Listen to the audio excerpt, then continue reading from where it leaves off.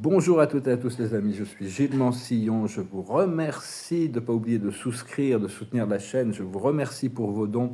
Je suis un artiste et spiritualiste et je viens discuter de spiritualité, de développement personnel, afin d'offrir des guidances, disons, bien que bon, on doit vraiment apprendre à se tourner vers notre propre intuition pour découvrir notre voie qui est unique et s'aligner avec ces plans de l'âme, ce qui n'est pas toujours une évidence. C'est très important de croire pour voir, de croire, de savoir. À partir du moment où on sait qu'il n'y a qu'une seule vie et qu'il y a une intelligence suprême qui encadre toute la vie, les signes, on va voir les signes de partout. Et progressivement, cette conscience unifiée s'intègre, vraiment se manifeste de plus en plus dans notre vie. Donc, je voulais aussi parler des élections américaines. Hein. Ça va vraiment pousser une vérité. C'est ce qui est en train de se passer aux États-Unis. Ça va avoir des effets secondaires dans le monde entier. Et c'est en train d'amener toutes sortes de vérités, de révéler. La vérité doit arriver avant l'ascension. Toutes ces choses vont devoir... Il y a toutes sortes de choses qui doivent être exposées, même si tous ces agendas sombres, même si ça doit créer du chaos. Il faut vraiment... pour savoir qu'est-ce que c'est la vérité, on doit vraiment pouvoir filtrer les choses à travers notre cœur pour savoir si c'est vrai. Hein. Et donc, parce que bon, personnellement, je pense pas que qu'une affaire politique va amener le salut dans le monde, mais ça va amener beaucoup de libertés qui vont se révéler. Et après ça, chacun pourra être beaucoup plus conscient de pouvoir déterminer, de pouvoir être plus libre de ses choix, parce qu'on sera libéré de beaucoup de choses, beaucoup de toutes ces impostures, disons, seront dans la lumière. Tout ce qui est dans l'ombre va arriver dans la lumière. Donc gardez vos pensées positives. Au plus on est dans des pensées positives, au plus on arrive dans une réalité de la 5e dimension. Au plus on est dans des choses négatives, au plus on rentre dans une ligne temporelle négative. Hein, tous ces vieux scénarios bibliques de catastrophiques et tout ça. Hein. Tout ça, c'est des systèmes de contrôle. On doit vraiment revenir sur ce point de liberté intérieure et essayer de se regarder de toute cette expérience de la 3D. En fin de compte, c'est nos derniers jours dans cette réalité, nos derniers moments, peut-être nos dernières semaines, mois, années, ça dépend, mais disons que c'est vraiment être spectateur de tout ça, hein, de toute manière, ne pas avoir d'attachement, et avoir confiance au plein divan pour nous. Il y a un maître ascensionné de Sirius, Salus, hein, qui révélait que l'humanité a été libérée de 35% de son karma, donc on est déjà beaucoup plus léger, l'humanité est beaucoup plus légère à cause de ça. Bien sûr, on ne peut pas enlever tout le karma, sinon il n'y a plus rien pour apprendre. Hein. On doit prendre conscience des causes et des effets de notre réalité, de notre pouvoir de créateur. Mais enfin, tous ceux qui s'accrochent à vouloir rester dans cette 3D matérialiste, seulement matérielle, sans prise de conscience de valeurs supérieures, ça va devenir de plus en plus dur. Hein. Et on doit les aider à lâcher prise de ça, alors qu'ils puissent avoir confiance de faire un saut quantique. Hein. Parce que dès qu'on commence à y croire, croire en l'omniprésence de l'intelligence suprême et de l'unité, de l'amour de tous les êtres et de toutes les choses, tous les signes et les réflexions de la vie commencent à vraiment arriver de tous les côtés. Donc... Et comprendre, quand on avance, on comprend que c'est l'esprit qui peut nous parler constamment, nous refléter. Moi, c'est pas toujours ce que...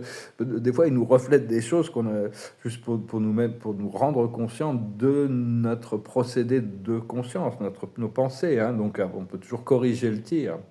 Donc, c'est important de se préparer et de savoir que bon, toutes ces vérités vont arriver de toute manière. On n'a pas besoin de trop s'en inquiéter. Je voulais vous remercier de votre soutien à travers toutes ces années. Hein. Depuis 3 ans, je vis en exil. J'ai plus de vie, hein, en réalité. J'ai plus de vie professionnelle, plus de vie sociale, plus de vie sentimentale, plus de vie créative. J'ai réalisé de ça hier. Hein. Bon, j'ai une vie très très active au niveau dans les plans astro-spirituels. Je fais énormément de travail, donc je peux pas parler. Mais bon, là, il y a une utilité. Et puis ma vie physique dans la journée, c'est un peu quelques activités sur Internet, comme faire ces vidéos. Mais bon, alors des fois, je me dis, mais qu'est-ce que j'ai besoin d'être là physiquement, vu que mon conscience a atteint un niveau immortel, éternel, que j'ai besoin d'être là physiquement pour faire ce que j'ai à faire là-haut.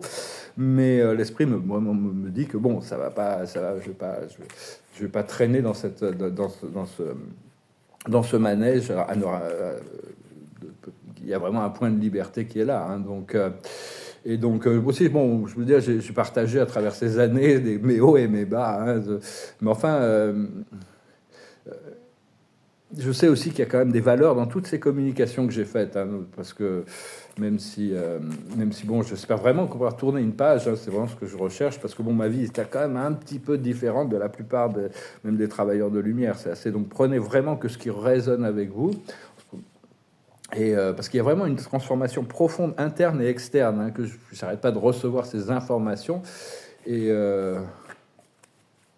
et imaginez que tout ce que vous voulez, tout ce que cette communauté éclairée, une planète libérée, une vie libérée, comme ce qu'on y est déjà, hein, le plus possible, c'est très important, au plus ça assiste vraiment tous ceux qui y travaillent à avoir déjà ces ponts qui sont là déjà construits devant eux. J'espère que mon projet, pouvoir réaliser ce projet sur lequel je travaille depuis 30 ans, 20 ans, que j'ai commencé à vraiment communiquer dessus. Depuis 10 ans, l'esprit m'a confirmé que ça allait se passer. Le financement était là. Bon, parce que bon, j'ai envie de vivre en dehors de l'Internet. Hein. Pour moi, c'est pas la vie, tout ça. C'est pas, et puis vivre juste dans l'astral spirituel, à moins d'être un moine contemplatif, ce qui est bien aussi. Mais bon, à ce moment-là, bon, c'est pas... Je veux dire... Moi, c'est très important, à mon avis, d'avoir des projets, des visions, des rêves, des choses que l'on veut réaliser. On est tous venus avec un désir d'expérience ici sur Terre. Et donc, bon, je sais que bon, mon ascension est quand même... c'est comme si je me posais beaucoup plus d'énergie sur ma carrière éternelle, mais ma vie physique, là, je me pose encore des questions sur le... Des fois, bon, c'est pas que je me pose des questions, parce que l'esprit me montre que tout ça va changer du jour au lendemain, mais c'est juste que, bon, il y a forcément des doutes qui peuvent s'installer sur le sens de ma vie, parce que, bon, moi, tant que je pouvais peindre, j'avais un sens à ma vie. Depuis 3 ans, je peux plus peindre, j'ai même plus mes tableaux pour pouvoir en vivre, donc, bon, je me pose vraiment des questions sur le sens de ma vie actuellement. Enfin, bon, on verra bien. Je voulais vous remercier de votre soutien à travers ces années, cette amitié que j'ai pu créer. Donc j'ai dû perdre tous mes amis et ma famille quand j'ai eu des difficultés. Ils ont tous disparu de ma vie. Alors, ça a permis de créer de nouveaux amis, une nouvelle famille. L'observateur de la journée, de ce point de vue de la cache, c'est les Celtes. Hein. La connexion au monde naturel. J'ai ma petite fée qui est là quand même. Je peux toujours contacter avec elle, toutes ces entités, l'esprit de la nature. La plus haute sagesse, c'est la mer. On est là pour servir Gaïa, la mère Terre, hein, et se connecter à cette énergie divine de la mère Sophia. Ce que l'on doit comprendre, c'est l'enfermement et l'esclavage. La porte est ouverte. Hein. On doit vraiment se libérer de tout ça. Ce qu'il faut faire, c'est la spiritualité et la religion. Parce que bon, je me dédiais ma vie à la spiritualité. Mais bon, quand on vit sur Terre, on a quand même envie de pouvoir avoir une vie équilibrée et de pouvoir continuer à profiter de la vie physique. Hein. On n'est pas là pour devenir des applications sur Internet dans un métaverse. Hein. Moi, je suis pas, c'est pas du tout. J'ai aucune attraction pour ça. Je veux vivre une vie physique dans le monde physique.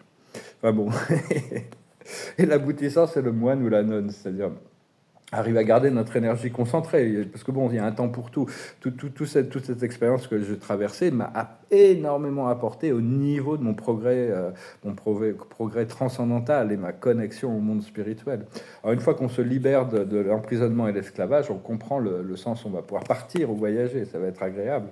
Et une fois qu'on débloque tous ces blocages, on arrive à concentrer notre énergie, on pourra la canaliser à travers l'écriture, hein, surtout, parce qu'on est le spectateur, mais on est aussi on est un peu un script de ce qui se passe ici sur Terre. On est un observateur de tous ces changements, hein, à la fois. Donc voilà, les amis, je vous remercie infiniment pour vos dons. C'est vraiment la chose qui me permet de survivre actuellement. Et je vous remercie de soutenir la chaîne. Et la carte de la journée, c'est le monde de la surface, tout ce qui brille, les égaux. Il y a la surface et il y a l'intérieur. Mais on vit encore dans un monde qui est conditionné par la surface, hein, par vraiment tout ce qui est surface. Tout est surface encore.